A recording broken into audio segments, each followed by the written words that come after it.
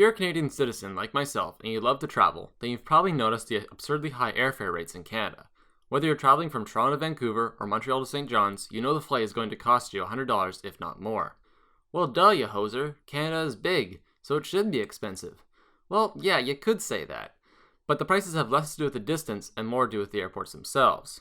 Take a look at a round-trip flight from Toronto to New York City. For this distance of 551 kilometers by plane, you'll pay around $500 Canadian. Now compare that with a flight from London, England to Glasgow, Scotland.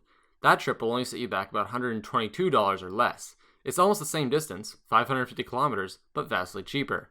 And this is because Canadians pay a whoppingly high average of $51.64 per 100 kilometers. To put that in perspective, UK flights cost only around $17.65 per 100 kilometers, and US rates are even lower, coming in at around $13.09 per 100 kilometers. So the question you should be asking isn't why flights are so expensive, but why are flights so damn expensive? And the answer lies in regulation.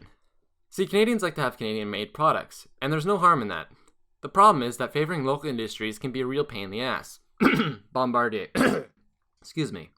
And the commercial flight industry is no different. Ever wonder why there's really only 2 domestic airlines? Well, to fly Canadian routes, you need to be a Canadian company. No outsiders allowed.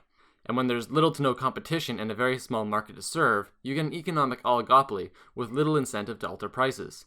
That's not to say that budget airlines don't exist, they just don't last very long in this climate. But wait, there's more! Our airports are not actually owned by the federal government like our American cousins. Instead, they're run by a non-profit organization which pays rent to the Canadian government. In Toronto, you know it as the GTAA, or Greater Toronto Airport Authority. Like any other organization, the GTAA has to pay rent and maintenance, and to cover these costs, it charges airlines a higher landing fee.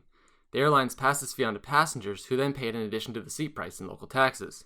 This works perfectly for the government since they can keep taxes low as they don't need to worry about operating airports.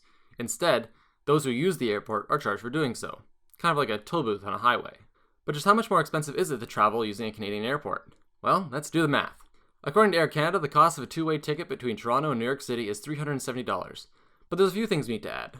First, an immigration user fee of $9.22, a September 11th security fee, $7.38, APHIS user fee, $5.22, customs user fee, $7.24, air travel security charge, $12.10, airport improvement fee, $25, USA transportation tax, $46.88, passenger facility charge, $5.93. Add that all up and you get $118.97. No, wait, I forgot to add taxes, which is an extra $12.47, which leaves us with $131.44 of fees to add on to our $370 plane ticket. And bingo! Our ticket is now just $501.44. And here's the really fun part. Drive south of the border to Buffalo for a flight to New York City, and you'll pay just $244.16. And yes, that is in Canadian dollars. You'd have to take a bus there, so maybe add on $23 for that, or you could drive, which would cost you $33.46, assuming you drive a 2005 Honda Civic with automatic transmission. That would bring your total up to $267.16 if you took a bus, and $277.62 if you drove. Now let that sink in for a second.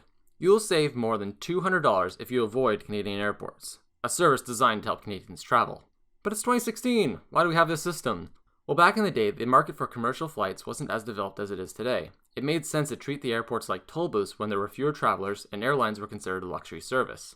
The general idea was that if you use the airport, you pay for the airport. After all, why should everyone pay for something through taxes if they rarely or never use it? Plus, low taxes are a proud part of our Canadian heritage. So what's the solution? Sadly, unless there are some major changes to how airports are managed, traveling in Canada is going to continue to drain your wallet faster than TTC fare.